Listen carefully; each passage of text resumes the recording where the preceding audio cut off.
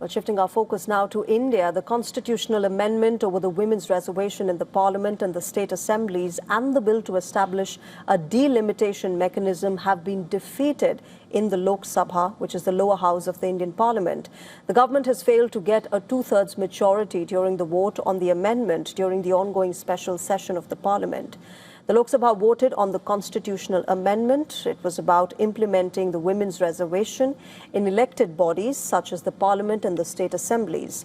However, over 200 MPs voted against the amendment, causing it to fail. The government needed a two-thirds majority to pass the constitutional amendment. The opposition says they voted against it because it was linked to the delimitation bill. Leader of the opposition in Lok Sabha, Rahul Gandhi, said this after the bill was defeated.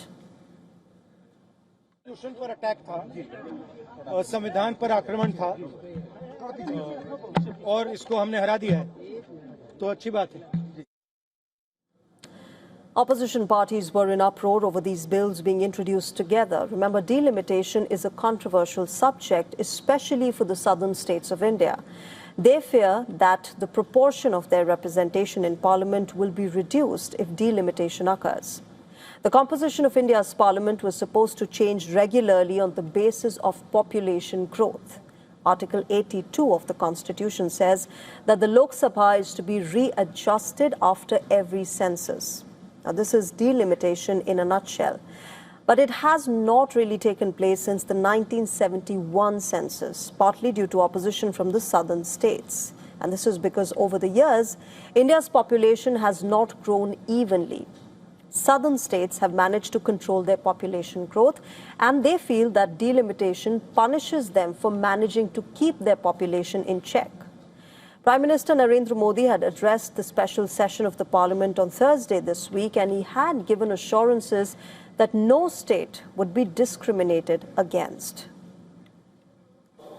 चाहे दक्षिण हो, उत्तर हो, पूर्व हो, पश्चिम हो, छोटे राज्य हो, बड़े राज्य हो, मैं आज एक जिम्मेवारी से कहना चाहता हूं कि निर्णय प्रक्रिया किसी के साथ भी भेदभाव नहीं करेगी. Now, just before the vote in the Lok Sabha, Home Minister Amit Shah made an appeal as well. He urged MPs to support both the amendment and delimitation, promising that it would rationalize the size of the electoral constituencies in India.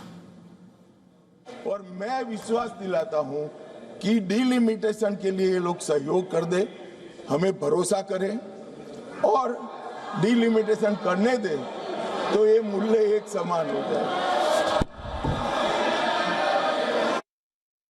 It seems that neither the Prime Minister's nor the Home Minister's appeal worked. The amendment failed the Lok Sabha test.